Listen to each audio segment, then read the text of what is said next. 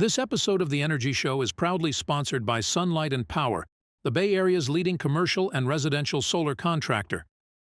SLP has been designing and installing photovoltaic, battery backup, and solar thermal solutions since 1976. Help fight climate change. Go solar with Sunlight and Power today. So, you want to save the world with clean energy? Make money doing it? Confused about the economic and technical realities of residential and commercial solar, batteries, heat pumps, EVs? Want the real-world scoop on new energy technologies, not manufacturer hype? Then tune in to the Weekly Energy Show, hosted by Barry Cinnamon. Insights from Barry's 40-plus years in the solar and energy industry will help you understand the future ways we'll generate and consume energy. And now, here's Barry.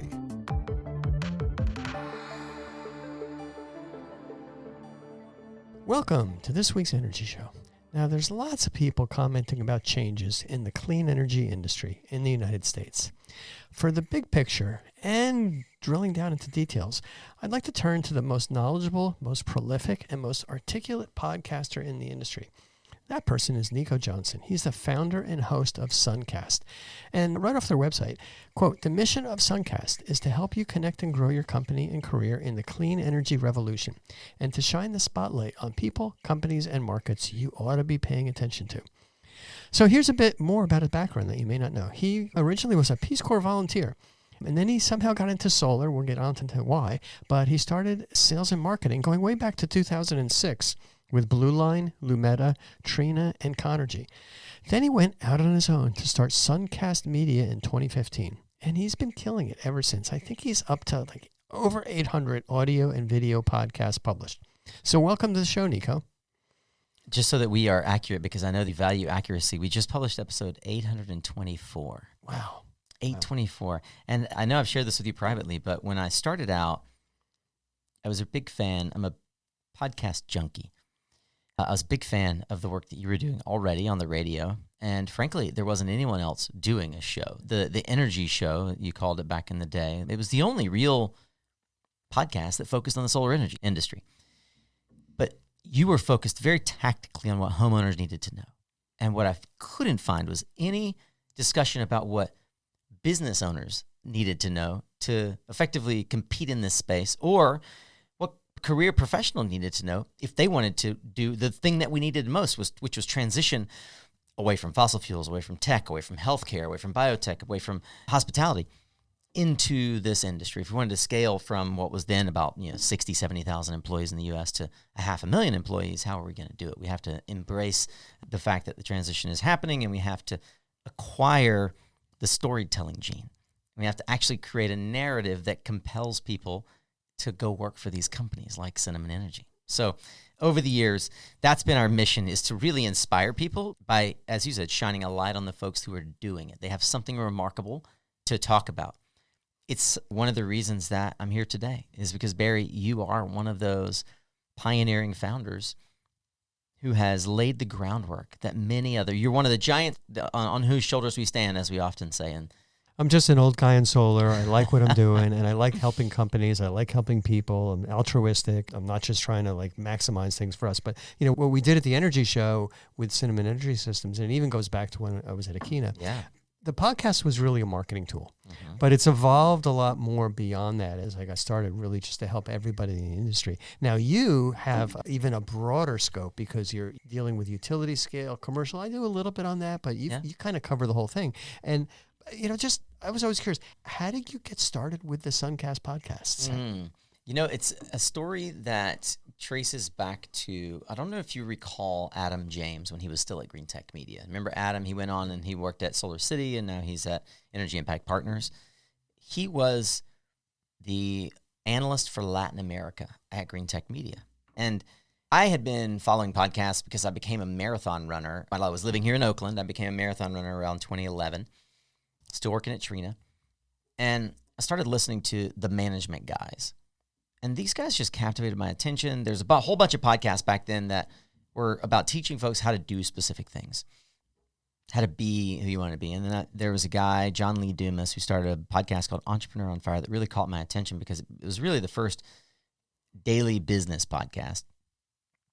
And this guy was just tireless. And I aspired to do something that impactful where I could reach millions of people because I wasn't really getting that opportunity at my day job.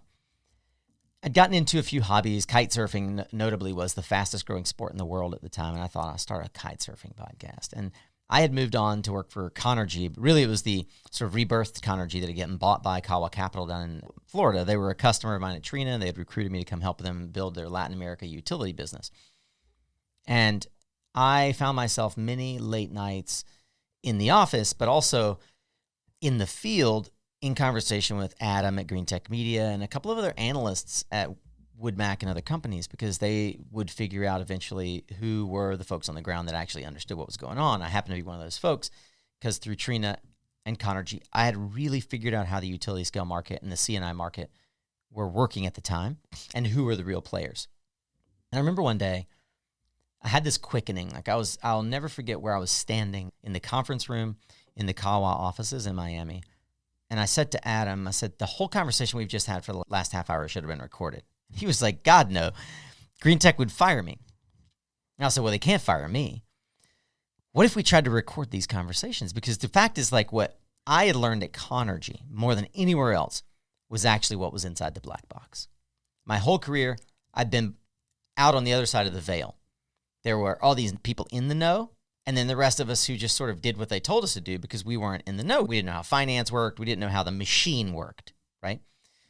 So at Trina, I saw how the machine worked at a macro level, but I didn't know how finance worked. And at Conergy, I figured out how finance worked. And I was like, Jesus, it's not fair that in many ways, because I am middle income, white, male American, I get access to this machine and others don't.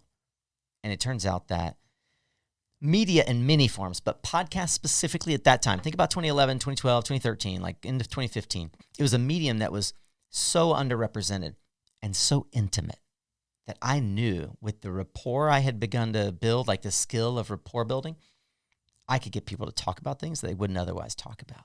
And if you listen all the way back to the very first episode, with the exception of the first episode I actually launched, it was the Latin America Solar Report. I literally was just hijacking Adam's report that he would put out from Green Tech Media and basically broadcast it. And I was like, this is a genius idea. And then Adam told me after he recorded that episode that he was leaving GTM to go to Solar City and that he couldn't do any more episodes with me.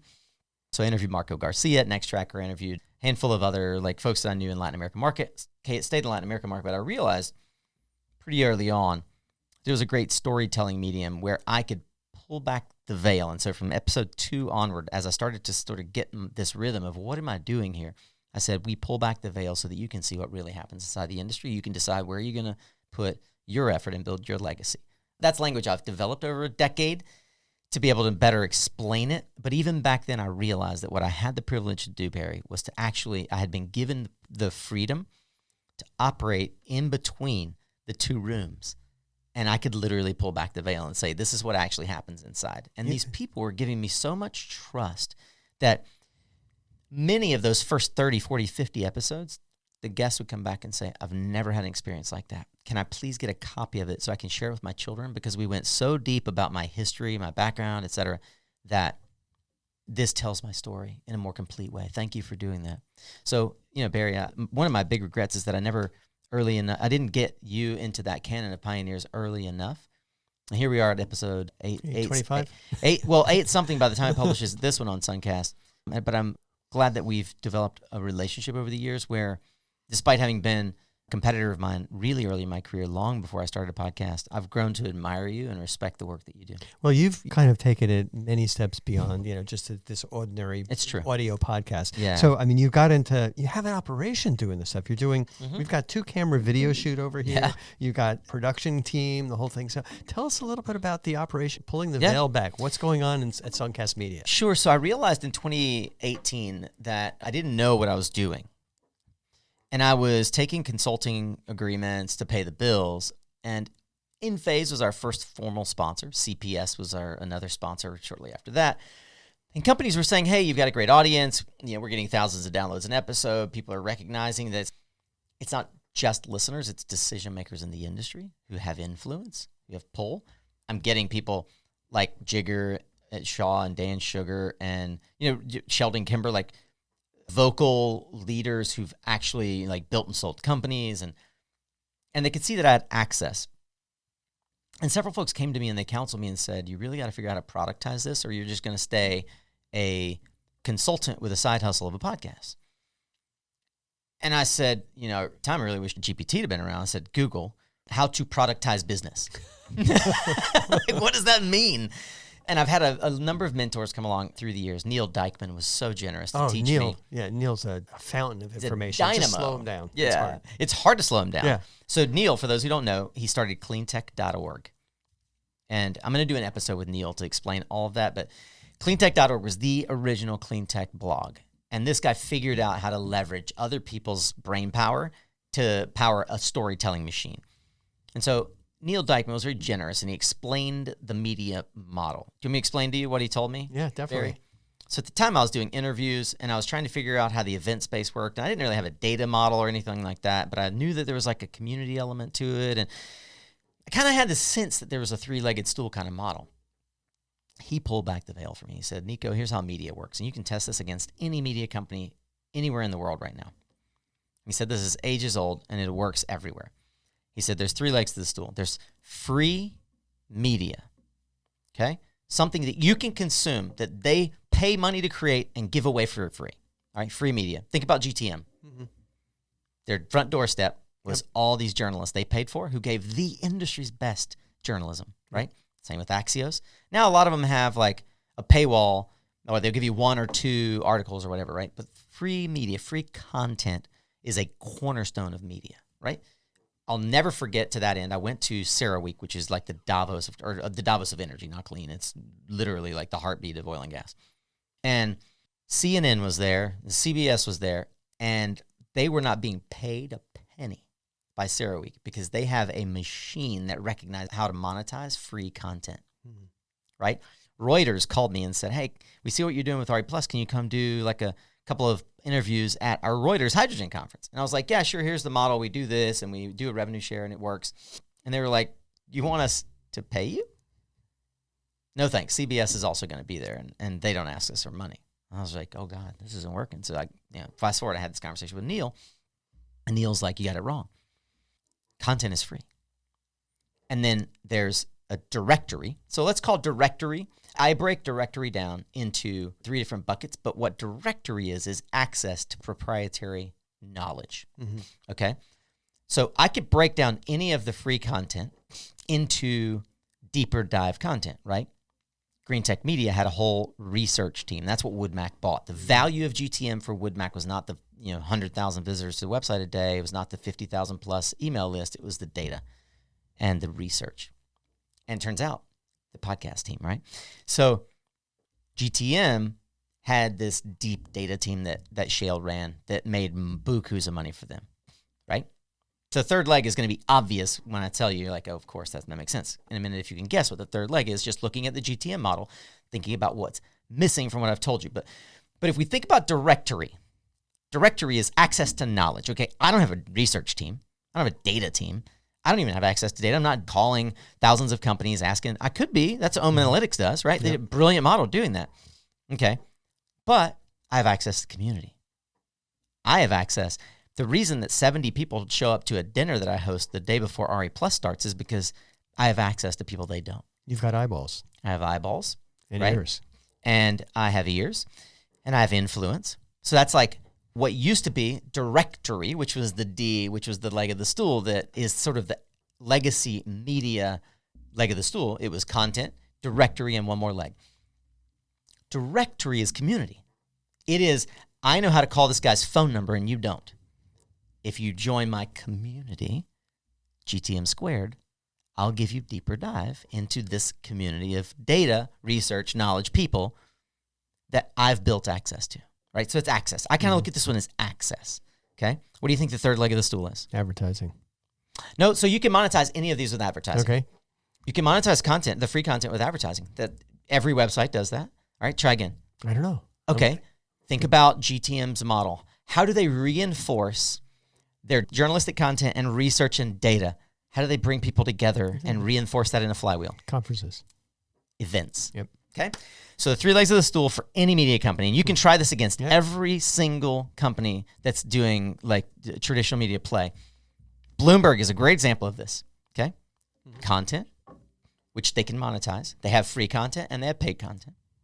Data, access, directory, right? Directory and events. The events is the linchpin because it gets you in a real world environment where you see real people who rely on this data and these connections, and then you can sell them your stuff in person. And you can charge a lot of money for people to attend those events. Absolutely. Absolutely. So this is one of the pieces that's missing for our company right now. We've done the content piece, we've done the directory piece, and we're this year, I haven't actually announced it anywhere else, but I'll tell you first, and we're doing a SunCast Summit October 1st to 3rd, and it's exclusively for the top 100 CEOs in the industry. And it's a private invite-only gathering in Denver. And it might sound like a little Illuminati, but it is intentionally to bring people into a room, not unlike what we were doing over the weekend with our friends here in Berkeley, where several of us were able to gather together and just talk offline. No recordings. And better understand where's the industry going, what's the narrative we need to really grow as an industry instead of shrink when things like the ICC fall away, right? And that's everyone from you as a residential CEO, residential solar focused primarily CEO, all the way to, Sheldon Kimber running one of the largest utility scale companies in the world, right? So you asked about my team. My team is a really small but mighty team. I have an operations director. I have a production manager. I have a director of content who also is our key editor. And I have a small content team. And my wife is the controller, and I have a bookkeeper. And then we have one person dedicated to what we call customer experience. So Brittany is the most dedicated, committed follow-up person I've ever met. She manages all of their relationships. And we used to have her on outside sales, but she's so much better at inside sales and directing traffic that we pulled her inside and made her customer experience. And we're building out an outside sales team now. And really, the outside sales has fallen almost entirely on myself and Brittany and a couple of other folks that have helped us with sales. But key is, how do we build an organization that can be nimble, that can leverage AI, that doesn't get bloated and therefore overweight on OpEx, but can manage to leverage these relationships and conversations, turn traditionally long-form content, because we record like 75 to 90-minute conversations, into content that people consume in a 6-second environment, right? People have a 6-second brain right now with social media. So how do you hook them in 3 to 4 seconds, keep them for 30 seconds, and have them get on that flywheel of like, that 30 seconds was good, I'll watch 3 minutes. That 3 minutes was good, I'll watch 30 minutes. That 30 was good, I'll watch the whole thing. It was so good that I'll come back next time, because I believe now that SunCast Media as a brand can deliver the goods when they say they give me exclusive access to insights about how this industry is growing and how I can participate in it. Yeah, it totally makes sense. Talk about some of those sponsors. How do you sign them up? Because that's paying the bills. Yeah, it is. I'm really proud of the relationships we've been able to build through the years. I mentioned that Enphase was our first sponsor all the way back in 2016. And it came through a relationship because I was doing business in Latin America, and Luis, the guy who was running Latin America's sales, came to me and he's like, hey, I think we do a partnership together. I've got a little bit of budget. I ended up flying to Petaluma, sitting down with them, signing a deal for like $16,000. I didn't even have 16 episodes, Barry. But because I'd been in marketing and I worked on Trina's team in marketing where we managed a $3 million budget, I go, okay, what is it that Enphase wants? Enphase wants influence. Enphase wants a person in the marketplace that can help capture customer stories. So instead of advertising for them, I said, let's create the LATAM Pioneer Series. You bring me your 6 best installers. I'm going to get their business story. And inside of it, I'll do some in-story narrative where, coincidentally, through the questions I ask, they're going to mention sort of why and how they incorporate Enphase, because it's the best product, right? So a little bit of product placement cameo shows up in the interview, and it felt seamless. Enphase was over the moon because it was the best customer testimonials they could have gotten. And I wove them into the story, and I got paid like $2,500 per episode. And I told this to Stephen Lacey at the time, and he was just like, this is magic. Like, people aren't even paying you for downloads, which is how the industry works. It's like, oh, you pay like a CPM, the same advertising model. Like, it's like, no, I'm not working on CPMs. I am helping companies connect with their customers in a more authentic way. I don't care how many of their customers listen. I care that they're able to communicate their message in a more brand-aligned way and that their marketing pillars are served with the content that we create. And that is a service I'm giving them.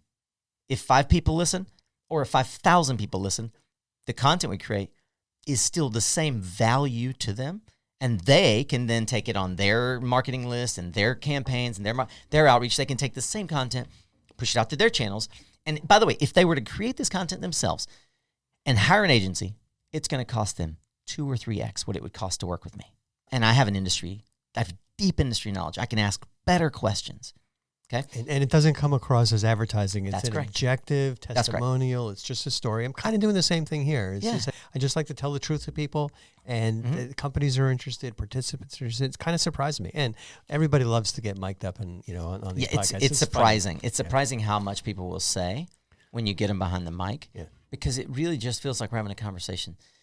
And I'll mention this and we can move on. I remember when I first started the podcast, I said, I want this to feel like we're sitting at a bar at SPI, this is what now is called RE+, having a drink, sharing stories.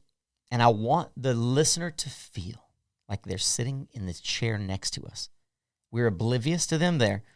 We have no idea someone's eavesdropping. And someone walks up to them and says, hey, I'm going to the next party. And they say in return, no way, I'm not leaving till they leave because this conversation is too good. Bartender, bring me another drink. I'm just here minding my own business, eavesdropping on these guys. Can't pull me away. I had Paul Grana, no kidding, Paul Grana from Helioscope call me up within a month of starting the podcast. And he said, dude, I feel like, I never said this, by the way, to anybody. I just manifest it. Paul calls me, and I've known him forever. He says, dude, it feels like I'm just eavesdropping on a conveation between you and a friend at like a bar at SPI. He said, it's crazy.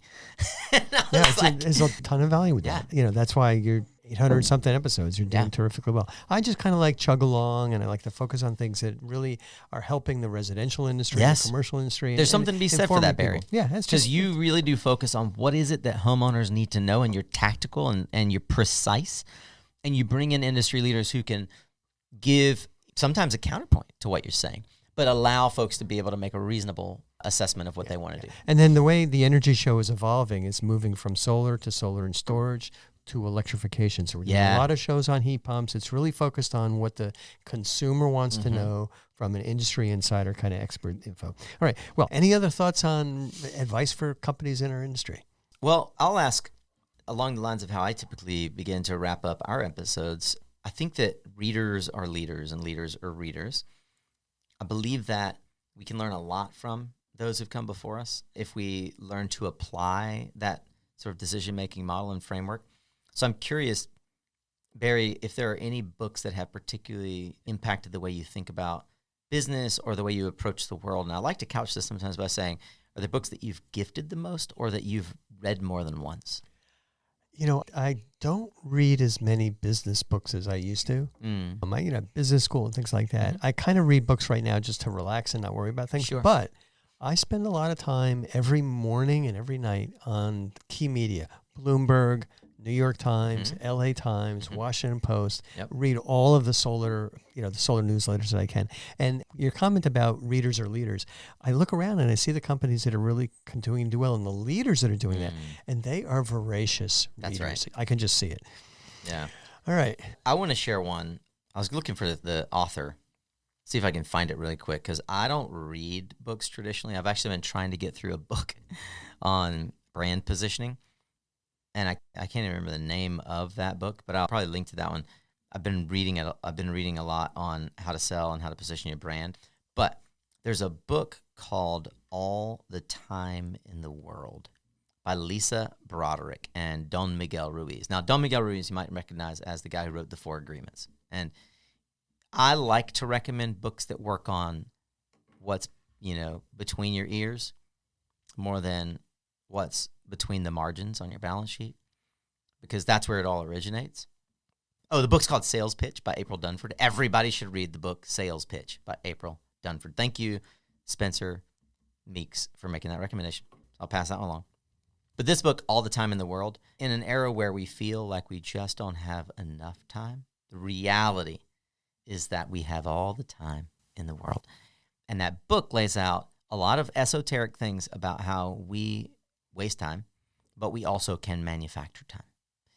And then the third book that I would recommend is a book called, it's a guy named Matthew Dix.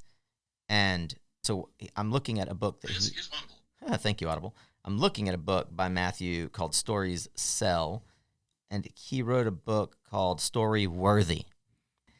And if you want the best primer I've ever read on how to tell a story, which is something that I've been told I'm naturally gifted at. So actually, like, that book just blew my mind. I was like, oh my gosh, I do that, but I don't do that. I do that, but I don't do that. It's great. Being able to, you've probably noticed that several times you ask me a question and I don't answer exactly. Always, this is what I say in politics, answer the question you want to answer, not the question you're asked. I learned that you have to really create imagery, especially in our medium, for people. Matthew Dix teaches that in such beautiful prose, and he gives great examples. So it turns out Matthew Dix was the Moth Story Hour Story Slam winner twice. And he went on to be a coach of how to do storytelling, and he wrote this book because he got tired of having to tell people all the pieces. He literally put everything in a book. It's called Storyworthy. And then he's got a book called Stories Sell that's following a Storyworthy. I'm actually about halfway through that one. Storyworthy is a brilliant book. So Storyworthy, and then the other one by April Dunford that I think I mentioned called Sell It, Sales Pitch, and then All the Time in the World. We have asked every guest for 830 episodes about what book they would recommend, with very rare exception. And we track it on SunCast, and we have a top 10.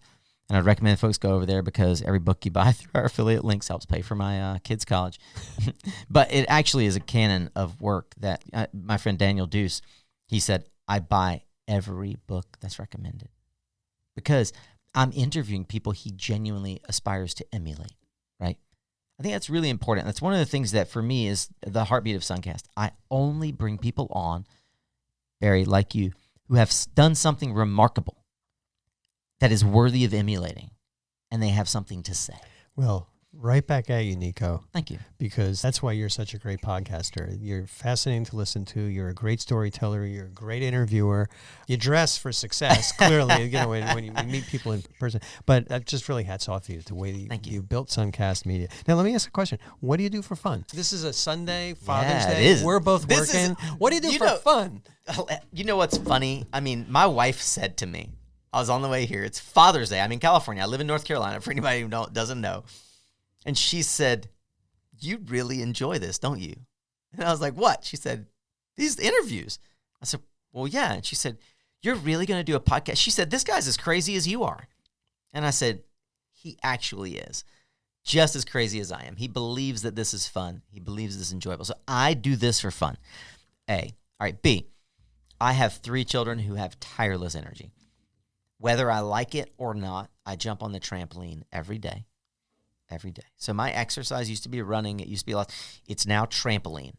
I am a world-class dad acrobat. I just made that word up. I'm a dad acrobat because I like flip my kids around. And yes, I can still do a backflip with a full twist. And I can still do all because my kids require it of me. We also go camping, and I go rock climbing, and I kite surf. So I love adrenaline. I'm an adrenaline junkie. I used to surf a lot, but I don't live in California anymore. It's 4 hours to a good beach where I live. Outer Banks, just epic. When I do go, it's kite surfing and surfing. But rock climbing has become my passion. Dear friend of mine, David Peñalva, in the industry, challenged me to get good enough to go climbing with him. And a week before RE Plus this past year, I got a chance to go actually rock climbing with him. And he complimented me that I'd finally gotten good enough for us to go outside. So I love rock climbing. Ever since when I started Blue Line Power in 2006 and in Marina, California, I would go to this place called The Sanctuary. It was literally, it was my sanctuary. I realized, also, there's 2 things I like about rock climbing. One, they don't call them climbs. They're problems. You're not expected to finish it in one attempt. It's a problem. And you got to figure that problem out. Okay, A. And I learned from Alex Honnold, who I had the privilege, thank you, Carrie Hayes, to interview Alex Honnold, that I learned that climbing is based on objectives. How's that for a business parlance, right? Climbers have objectives. So Alex had an objective when he went to Yellowstone. He planned for months. He didn't climb El Capitan with no ropes because on his first attempt. it was an objective. He spent years preparing for it. Every entrepreneur can appreciate that, right? I actually wish that everybody would go listen to that episode because it was so much deeper than just like me interviewing a rock climber. I really got into the psyche of Alex Honnold and how he thinks about business and why he created a nonprofit. But I rock climb because it is the only place where I can think about nothing else. My ADD brain can turn off and I can only think about the next hold. I got to get there. And now I got to get there. And where are my feet? And where's my body and my hips? And how am I?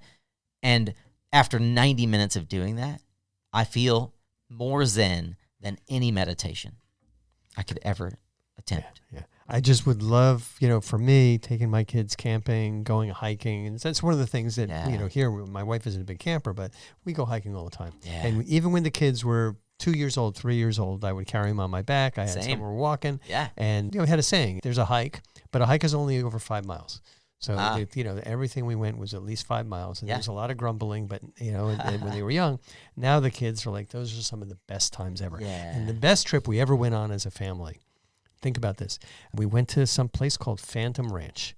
And Phantom Ranch is at the bottom of the Grand Canyon. Whoa. And so you go to the Grand Canyon, and if you reserve 1 year in advance, you can reserve cabin spots at Phantom Ranch. Get out. And it is the best trip ever. Now, I'm saying that because there was a complete mutiny in my family. Everybody was ready to kill me. But it was 8 miles to go down on the Kaibab Trail, and we're tired.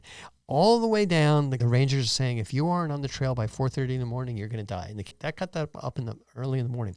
We stayed down there for 2 wonderful nights, plenty of food, and then we got up early in the morning, and it took us till 4:30 in the afternoon to get up. It's 10 miles up. Yeah. But the level of satisfaction to complete that trip was great. Now, my wife is still looking at those photos and saying I was ready to kill you. But if you can ever book that trip with your trip, Phantom Ranch at the bottom of the Grand Canyon. My father-in-law wants to whitewater raft the Colorado. Yep. Yeah. So I think that trip's going to happen. You got to make time for it. I got a chance to ask you when we did a walk around how and why you got in the solar industry. Are you interested in why I got in the industry? Yeah. Do you have time for it? Yeah, I do. It's one of the last questions. Okay. So I was in the music industry. More specifically, I was in the Christian music industry. I was raised a WASP, evangelical Southern Baptist family, South Carolina. Moved out to California. When I was in college, I knew I wanted to be in the music industry. Hell, when I was 2 years old, I knew I wanted to be in the music industry. I was standing on the stage in my church singing at 18 months old, 2 years old, 5, 10, 15. I always was on stage. There's no surprise to anybody in my family. I make a living on the microphone. And in fact, when I started SunCast, it was after years of saying, I will make a living with my voice. And in fact, as a salesperson, like we do anyway, like you use your voice to compel folks. So I went to the Peace Corps, and that was my breakup with the music industry. I was in grad school in Monterey, and I was doing this Master's International program. I went down to the Peace Corps. I came back for 1 semester. I had one last semester before I could get my MBA. And the summer before I went to Peace Corps, I worked for Celebration Concerts. John Robertson ran the largest concert promotion business for the Christian industry west of the Mississippi. Pretty much if you did a concert on the West Coast, John was a gatekeeper in the Christian industry. He ran a conference. He ran a 3-day festival. It was kind of like Lollapalooza for Christians. It's called Spirit West Coast. 100,000 people. All the top bands. Like if you listen to K-Love at all, those bands were all there. Like you name it. If they were a famous band from 99, from 98 to 2003, they were there. DC Talk, all of them, right? All the big bands. When I came back from the Peace Corps, after being the artist relations manager for Spirit West Coast, this is like in my mid-20s, the pinnacle. I was on path. Like I knew every artist relations manager of every major band in my Rolodex. Okay, like my path was paved, golden streets. I had an entrepreneurial class, Entrepreneur 101, grad school. Fred Kropp, my professor. He split this into 2 groups, 10 people each. And this guy walks in from a company that everyone will know in Monterey called the Monterey Jazz Festival. I was like, done. I don't even care what the other group is. This is my group right here. Monterey Jazz Festival, layup, right? Listen to the guy talk. Everybody's kind of deciding what group they want to go to. Another guy walks in, Ed Bless, running a company called H2 Solutions out of Central California.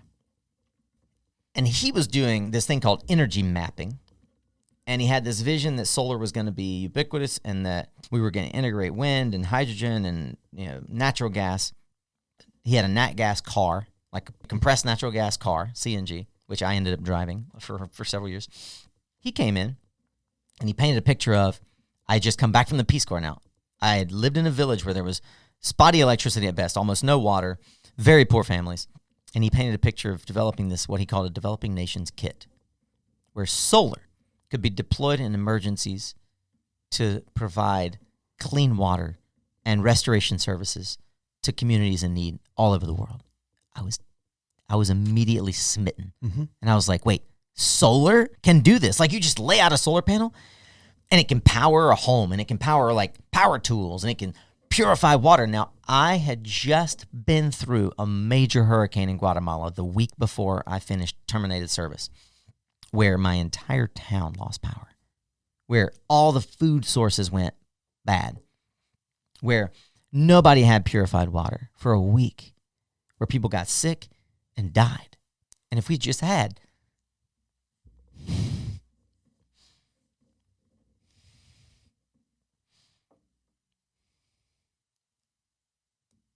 and access to this technology would have saved people's lives. Yeah. My professor said, I went to his room and I said, I'm really confused because in my head, it makes perfect sense for me to go to the jazz festival. Like, it's a layup. I'll get a job afterwards. Like, this is, but in my heart,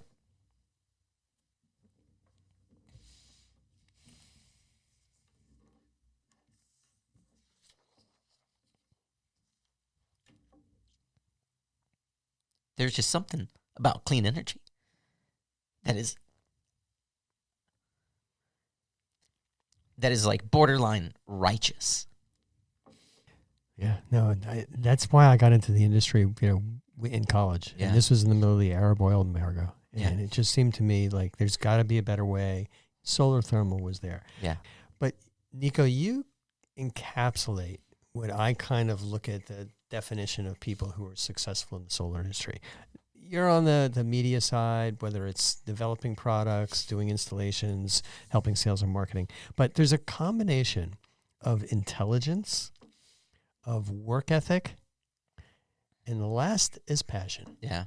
And it's the people who are passionate about this, that they just want to do the right thing, and that they will put their heads down and break through any brick wall. Yeah. And that's why we're going to continue to do well. That's exactly right. All right, so backing up a little bit, how can people get in touch with you at SunCast?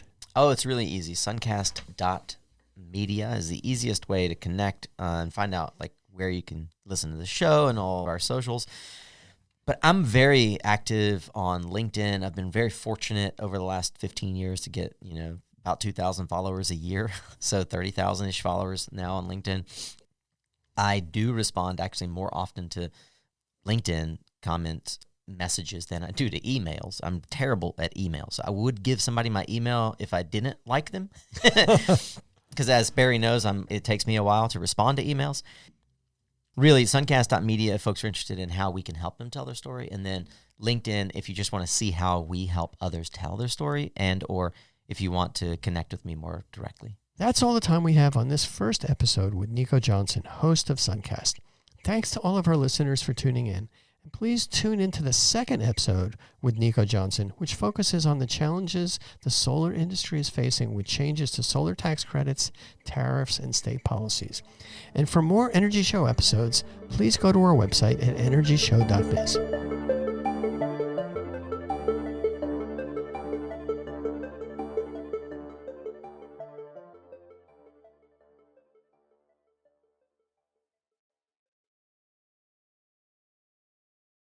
This episode of The Energy Show was proudly sponsored by Sunlight and Power, the Bay Area's leading commercial and residential solar contractor.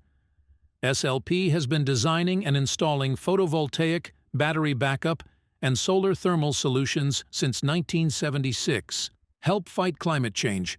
Go solar with sunlight and power today.